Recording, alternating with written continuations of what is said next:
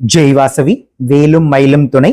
இப்ப நம்ம சேலம் மகிழா சமாஜம் உறுப்பினர்கள் நடத்தும் முருகர் திருக்கல்யாணத்துல வில்லுப்பாட்டோட 3ஆம் பகுதியை பார்க்க போறோம். இந்த பகுதியில 4, 5, 6 படை வீடுகளான சுவாமிமலை, திருத்தணி, பழமுதிர்ச்சோலையில இருக்கிற சிறப்புகளும், இந்த ஸ்தலத்துல நம்ம என்ன வேண்டுதல் வைக்கணும் அப்படின்றத வில்லுப்பாட்டு மூலியமா பார்க்க போறோம். தன்மனத்தோம் என்று சொல்லியே விண்ணினில் பாட, ஆமா விண்ணினில் பாட, ஆமா விண்ணினில் பாட வந்தருள்வாய் கணபதியே. கண்ணனுக்கு அரோகரா, முருகனுக்கு அரோகரா, வேல்வேல் வெற்றிவேல், வேல்வேல் வீரவேல். இப்போ நம்ம 4ஆம் படை வீடை பத்தி பார்க்க போறோம். 4ஆம் படை வீடு சுவாமிமலை. சுவாமிமலையா?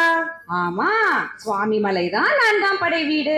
நம்ம எல்லோருக்கும் தெரிஞ்ச மாதிரி சுவாமிமலையில என்ன சிறப்புனா, முருகர் தன் தந்தைக்கு உபதேசம் செய்த இடம்தான் சுவாமிமலை. அப்படியா?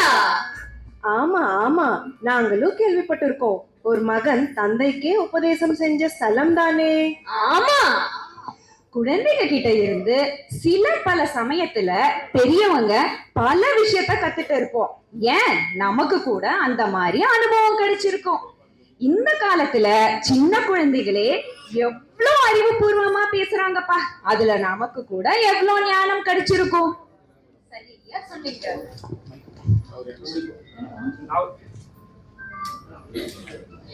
சரியா சொன்னீங்க. அந்த மாதிரிதான் நம்ம சிவபெருமானுக்கும் முருகர் கிட்ட இருந்து உபதேசம் பெற்றார். அது மட்டும் இல்லைங்க, இந்த ஸ்தலத்துக்கு போனா நாம என்ன வேண்டிக்கணும்னு தெரியுமா? நமக்கு நல்ல ஞானம் வேண்டும் அப்படின்னு வேண்டிக்கணும். அதாவது பெரியவங்க கிட்ட இருந்து மட்டும் இல்லாம நம்மளை விட சின்னவங்க கிட்ட இருந்தும், நம்மளை சுத்தி இருக்கிறவங்க கிட்ட இருந்தும், ஏன் நம்ம வீட்டு பசங்க கிட்ட இருந்தும் கூட ஞானம் கிடைக்க நிறைய வாய்ப்புகள் இருக்கு.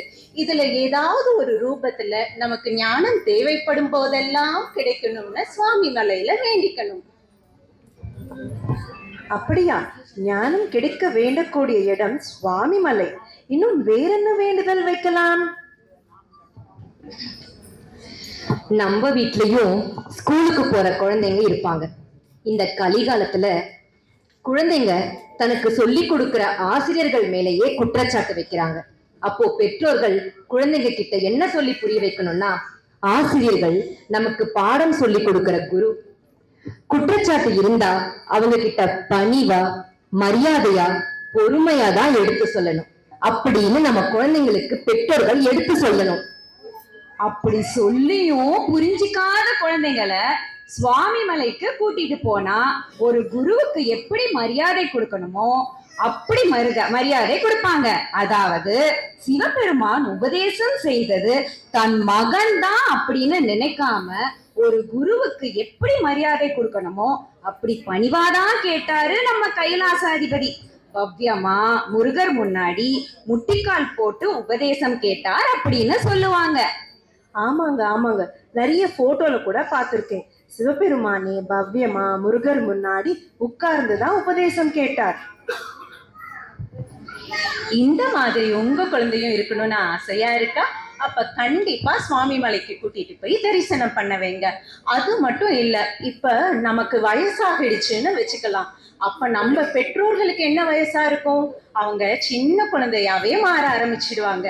சொன்ன பேச்சு கேட்காம இருக்கலாம், சின்ன குழந்தைங்க மாதிரி பிடிவாதம் பிடிக்கலாம், இந்த கால சூழ்நிலைய ஏத்துக்காமலும் இருக்கலாம். அந்த மாதிரி ஒரு சூழ்நிலையில நாம சொல்றத அவங்க புரிஞ்சுக்கணும்னா குடும்பத்தோட சுவாமிமலை போய் தரிசனம் பண்ணா முருகர் அந்த வேண்டுதலையும் நிறைவேற்றி கொடுப்பார். அடேங்கப்பா, எத்தனையோ வாட்டி சுவாமிமலை போய் தரிசனம் பண்ணியிருக்கோம். ஆனா இது மாதிரி யோசிச்சு போனதே இல்லை. இப்போ நீங்க சொல்ல சொல்ல எங்க ஞான கண்ணே திறந்தது போல இருக்கு. ரொம்ப நன்றி. அது மட்டுமா, குரு ஆசீர்வாதம் கிடைக்க நல்ல இடம் சுவாமிமலை தான். நம்மளை வழி நடத்துறதுக்கும் நல்லது கெட்டது சொல்லி கொடுக்கறதுக்கும் ஆளே இல்லையே, அப்படி யாராவது இருந்தா நல்லா இருக்கும்னு யோசிக்கிறவங்க நிறைய பேர் இருப்பாங்க. அதுக்கெல்லாம் நல்ல தீர்வு சுவாமிமலை முருகர் தரிசனம். ஏதாவது ஒரு ரூபத்துல நல்ல வழி காட்டுவார் அந்த முருகப்பெருமான். தந்தைக்கு மந்திரத்தின் சாரப்பொருளுரைத்து தகப்பன் சுவாமி என பெயர் பெற்ற முருகா, மண்ணுக்கும் விண்ணுக்கும் சுவாமி என வந்த என் சுவாமிக்கும் நாதனே, சுவாமிநாதா, சொல்ல சொல்ல இனிக்குதடா முருகா, உள்ளமெல்லாம் உன் பெயரை சொல்ல சொல்ல இனிக்குதடா முருகா, உள்ளமெல்லாம் உன் பெயரை சொல்ல சொல்ல இனிக்குதடா முருகா. பிள்ளை பிராயத்திலே பெரிய பெயர் பெற்றவனே, பிள்ளை பிராயத்திலே பெரிய பெயர் பெற்றவனே, உள்ளமெல்லாம் உன் பெயரை சொல்ல சொல்ல இனிக்குதடா முருகா. ஆஹா ஆஹா, ரொம்ப சந்தோஷம். இப்போ அடுத்த படை வீடு 5ஆம் படை வீடு, அத பத்தி தானே இப்போ சொல்ல போறீங்க? ஆமா, அடுத்து நம்ம பார்க்க போற படை வீடு 5ஆம் படை வீடு திருத்தணி. கேட்போமா? தந்தனத்தோம் என்று சொல்லியே வில்லினில் பாட, வில்லினில் பாட, வில்லினில் பாட வந்தருள்வாய் கணபதியே. கந்தனுக்கு முருகனுக்கு வேல் வேல் வெற்றி வேல், வேல் வேல் வீரவேல். திருத்தணியா? நாங்க போயிருக்கோமே. எங்களுக்கு தெரிஞ்ச வரைக்கும் சூரசம்ஹாரம் யுத்தம் முடிஞ்ச உடனே முருகர் தன்னோட கோபத்தை தனிச்ச இடம்னு நாங்க கேள்விப்பட்டிருக்கோம். அது சரிதானே? சரியா தான் கேள்விப்பட்டிருக்கீங்க. யுத்தம் முடிஞ்ச பிறகு அந்த கோபம் ஆக்ரோஷம் எல்லாமே திருத்தணி மலையில தான் தனிஞ்சது அப்படின்னு சொல்லுவாங்க. அதனால தானே அது திருத்தணிகைன்னு சொல்லப்படுது. அப்படியா? அப்போ நீங்க சொல்றது பார்த்தா நம்மளுக்கு கோபம் குறையணும்னா கூட திருத்தணிக்கு போகணும் போல இருக்கே. சரிதான், நம்மளும் எத்தனையோ சந்தர்ப்பத்துல நிறைய கோபப்படுவோம். நம்மளை விட பெரியவங்க கிட்ட, நம்ம பெற்றோர்கள் கிட்ட, நம்ம குழந்தைங்க கிட்ட, நம்ம கணவர், நம்ம மனைவி கிட்ட நிறைய கோபப்பட்டு குடும்பமே சின்ன பின்னமாகறத கண் கூட பார்த்திருக்கோம். எத்தனையோ பேர் நானும் கோவப்படக்கூடாதுன்னு தாங்க நினைக்கிறேன், ஆனா இந்த கோவம் என்னை விட்டு போவே மாட்டேங்குது, குறையவே மாட்டேங்குது அப்படின்னு நினைக்கிற எல்லாரும் திருத்தணி மலைக்கு போய் முருகரை தரிசனம் பண்ணா முருகர் நிச்சயமா நமக்கு அருள் புரிவார். அப்போ உடனே எங்க வீட்டுக்காரர நான் திருத்தணிக்கு கூட்டிட்டு போக முடியவே. வேற என்ன வேண்டுதல் நாம திருத்தணி முருகன் கிட்ட வைக்கணும் சொல்லுங்களே. கண்டிப்பா சொல்றேன். திருத்தணி மலை மேல முருகர் இருக்காருன்னா நம்ம எல்லாருக்கும் தெரியும். அந்த மலைக்கு கீழே தான் பொய்கை ஆறு ஓடுது. அதுதான் சரவண பொய்கை ஆறு. ஓ, சரவண பொய்கை ஆறு அங்கதான் இருக்கா? இந்த வில்லுப்பாட்டு ஆரம்பத்துல சொன்னீங்களே முருகன் பிறந்த இடம் பொய்கை ஆறு அப்படின்னு, அந்த பொய்கை ஆறா? ஆமா, அதே சரவண பொய்கை ஆறுதான். அந்த சரவண பொய்கை ஆறுல தான் நம்ம முருகரா அவதாரம் எடுத்தார் அப்படின்னு கேட்டோம் இல்லையா? ஆமா ஆமா கேட்டோமே. அங்க என்ன வேண்டுதல் வைக்கலாம்? அதையும் சொல்றேன், கேட்டுக்கோங்க. நிறைய பேர் குழந்தை வரம் வேண்டும்னு தவமா இருக்காங்க இல்லையா? அவங்க எல்லோருமே சரவண பொய்கையில நீராடிட்டு திருத்தணி மலை மேல இருக்கிற முருகரை தரிசனம் செஞ்சா கண்டிப்பா முருகர் குழந்தை வரம் தருவாரு.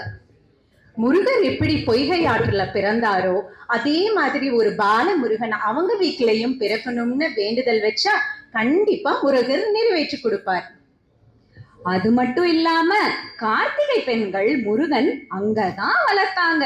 அதனால நம்ம வீட்டு குழந்தைகள் ரொம்ப பிடிவாதமா இருக்காங்க, வளர்க்கறது ரொம்ப கஷ்டமா இருக்கு அப்படின்னு நினைக்கிற பெற்றோர்கள் கண்டிப்பா சரவண பொய்கையில நீராடி திருத்தணி முருகனை தரிசிச்சோம்னா நம்ம குழந்தை வளர்ப்பது ரொம்ப சுலபமாகவும் சந்தோஷமாகவும் வளர்க்கறதுக்கு உதவி பண்ணுவாரு நம்ம முருகர். திருத்தணியில் உதித்தருளும் ஒருத்தன் மலை விருத்தன் என தூலத்தில் உரை கருத்தன் மயில் நடத்து குகன் வேலே. பருத்த முளை சிறுத்த இடை வெளுத்த நகை கருத்த குழல் சிவத்த இதழ் மரச்சிறுமி விழித்து நிகராகும். திருத்தணியில் உதித்தருளும் ஒருத்தன் மலை விருத்தன் என தூலத்தில் உரை கருத்தன் மயில் நடத்து குகன் வேலே.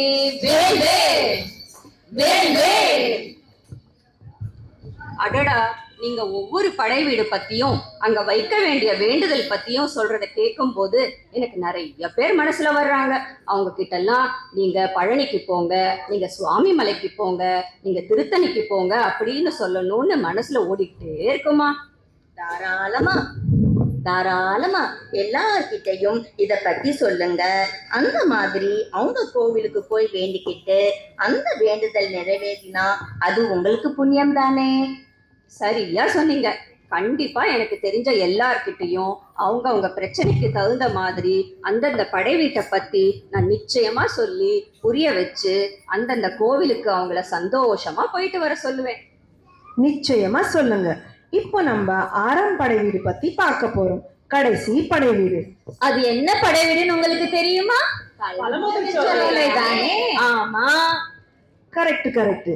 பழமுதிர் சோலைன்னு எப்படி கண்டுபிடிச்சீங்க? எங்களுக்கு 6 படை வீடு பேருமே தெரியுமே. நீங்க தான் 5 படை வீட பத்தி ஏற்கனவே சொல்லிட்டீங்க. அப்ப மீதி இருக்கிறது இன்னும் பழமுதிர் சோலை தானே? தந்தனத்தும் என்று சொல்லியே வில்லினில் பாடா, வில்லினில் பாடா, வில்லினில் பாடா அந்தருள் கணபதியே. கந்தனுக்கு, முருகனுக்கு வேல் வேல், வேல் வேல். பழமுதிர் சோலையில முருகர் வள்ளி தேவானையோட காட்சி கொடுக்கிறார். அங்க என்ன வேண்டுதல் வைக்கலாம் சொல்லுங்களேன். சொல்றேன்.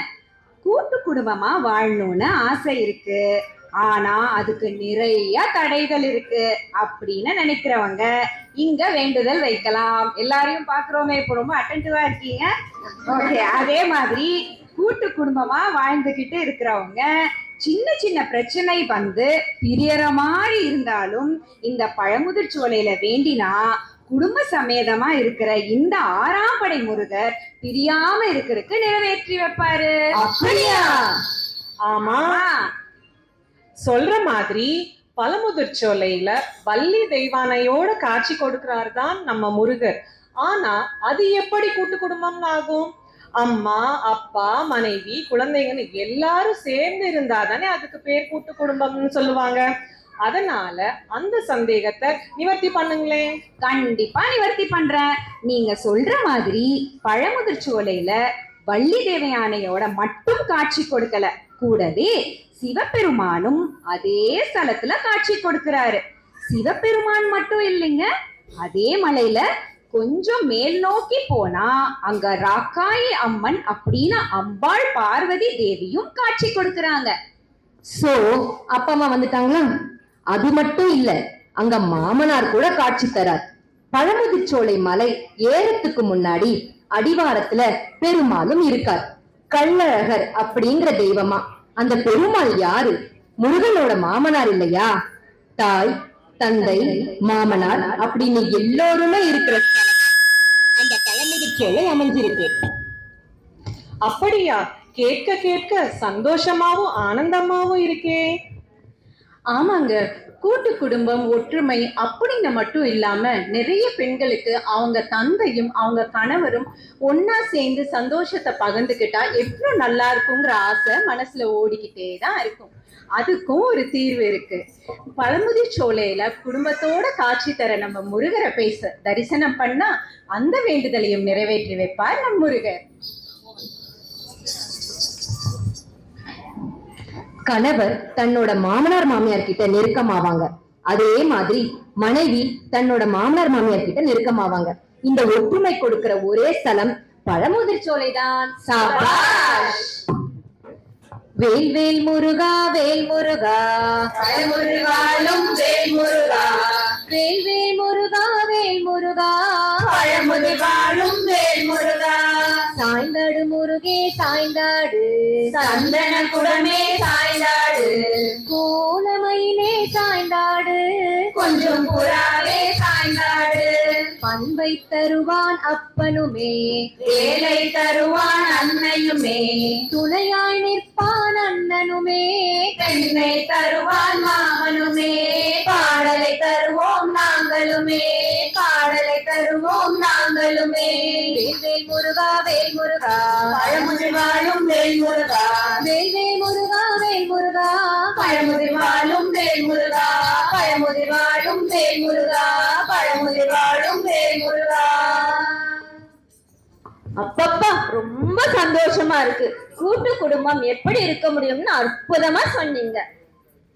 நாங்க இந்த அறுபடை வீட்டு முருகனை தரிசனம் செஞ்சிருக்கோம். ஆனா நாங்க நல்லா இருக்கணும், நீ எல்லோரும் நல்லா இருக்கணும் தான் வேண்டிக்கிட்டு இருக்கோமே தவிர இந்த மாதிரி ஒவ்வொரு படை வீட்டுக்கும் ஒரு சிறப்பு இருக்குங்கிறது இன்னைக்குதான் நாங்க தெரிஞ்சுக்கிட்டோம். இனிமே நாங்களும் சரி, எங்களை சுத்தி இருக்கவங்க எல்லாரும் சரி, எங்க சொந்தக்காரங்க, எங்க நண்பர்கள் எல்லோருமே எந்தெந்த படை வீட்டுக்கு போகும்போது என்னென்ன வேண்டுதல் வைக்கணும்னு தெரிஞ்சுக்கிட்டோம். அதனால நாங்க எல்லா வரங்களையும் முருகன் கிட்ட இருந்து வாங்கிக்க போறோம். வாங்கிக்கோங்க வாங்கிக்கோங்க, அதுதானே எங்களோட நோக்கமும் ஆசையும் கூட. இந்த வில்லுப்பாட்டே எதுக்குன்னா, ஒவ்வொரு கோவிலுக்கு போகும்போது அதோட சிறப்பு என்னது அப்படின்னு தெரிஞ்சுக்கணும். அங்க போனா என்ன வேண்டுதல் வச்சா கடவுள் நிறைவேற்றுவாரு அப்படின்னு தெரிஞ்சுக்கணும். அப்படி போனாதான் சிறப்பு. அத பத்தி தேவையானவங்களுக்கு சொல்லி அந்த வேண்டுதல் நிறைவேறினா அந்த புண்ணியமும் நமக்குத்தானே. ஆமா ஆமா. ஆறு படையோனின் அருள் இருந்தால் தினமும் ஏழுமுகம்தான். தந்தனத்தோம் என்று சொல்லியே வில்லினில் பாட ஆமா, வில்லினில் பாட ஆமா, வில்லினில் பாட வந்தருள்வாய் கணபதியே. கந்தனுக்கு அரோகரா, முருகனுக்கு அரோகரா, வேல்வேல் வெற்றிவேல், வேல்வேல் வீரவேல். இப்போ நம்ம வில்லுப்பாட்டோட 3 பகுதிகளையும் பார்த்துட்டோம். இந்த 3 பகுதிகளில் நம்ம அறுபடை வீடுகளோட அத்தனை சிறப்புகளும் அந்தந்த ஸ்தலத்தில் நம்ம என்ன வேண்டுதல் வைக்கணும் அப்படின்றதையும் பார்த்துட்டோம். இது எல்லாமே இப்போ உங்களுக்கும் தெரிஞ்சிருக்கும்னு நினைக்கிறேன். இந்த வேண்டுதல் எல்லாம் நீங்களும் உங்களை சுற்றி இருக்கிறவங்களும் வச்சு அந்த வேண்டுதல் எல்லாம் நிறைவேறணும் அப்படின்னு நான் இறைவனை பிரார்த்திக்கிறேன். வெற்றிவேல் முருகனுக்கு அரோஹரா. Jai Vasavi. IVC Studios. We ensure your happiness.